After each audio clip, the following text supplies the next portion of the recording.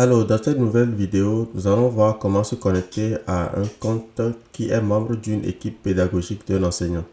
Donc, dans la vidéo précédente, nous avons vu comment un enseignant peut ajouter un membre à son équipe pédagogique pour l'aider à faire certaines activités comme l'ajout des cours, la correction des devoirs ou le suivi des apprenants. Donc, dans cette vidéo, nous allons prendre un compte qui a été ajouté comme membre de l'équipe pédagogique d'un enseignant et voir comment se connecter. Donc là, nous sommes sur Classroom. Nous allons nous connecter. Donc, je vais utiliser un compte qui a été utilisé dans la vidéo précédente pour être ajouté à l'équipe pédagogique d'un enseignant. Donc ça, c'est le mail que nous avions vu, ajout à une équipe pédagogique de l'enseignant EFA Medicas avec le rôle assistant. Donc là, on va se connecter. Donc avant, en tant qu'apprenant, lorsqu'on fait se connecter, on va directement au niveau de son compte personnel en tant qu'apprenant. Maintenant, étant donné qu'on a été ajouté dans l'équipe pédagogique d'un enseignant qui ici s'appelle EFA Medicas, quand nous cliquons sur se connecter, on a deux éléments qui s'affichent. Donc on a le compte personnel qui est le compte personnel de l'apprenant et maintenant on a le compte assistant de EFA Medicas. Donc on choisit pour se connecter au rôle d'assistant de l'équipe pédagogique. On clique sur le compte équipe de EFA Medicas, c'est-à-dire équipe du professeur en question.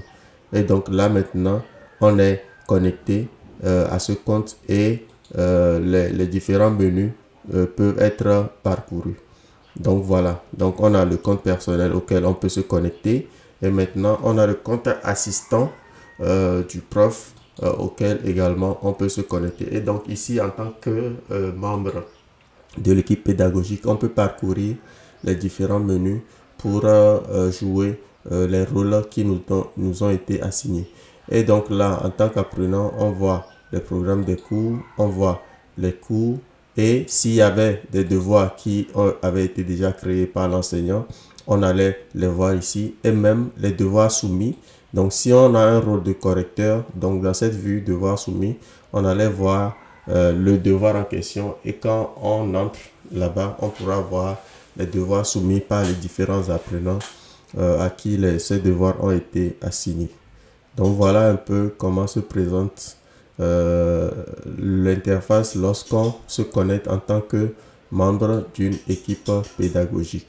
Voilà, donc mon équipe ici, donc on voit l'équipe du professeur auquel on a été ajouté. Donc s'il y avait plusieurs membres dans l'équipe de ce prof, on allait voir les différents autres membres de l'équipe avec le rôle qui leur est assigné sur la plateforme.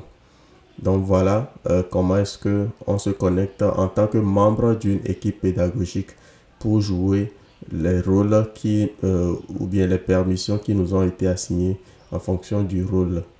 Donc c'est tout pour cette vidéo. On se retrouve dans une nouvelle capsule pour découvrir encore d'autres fonctionnalités. Merci. N'oubliez pas, vous pouvez vous abonner au compte YouTube pour recevoir les notifications lorsque de nouvelles vidéos, capsules, démos sont publiées. Merci.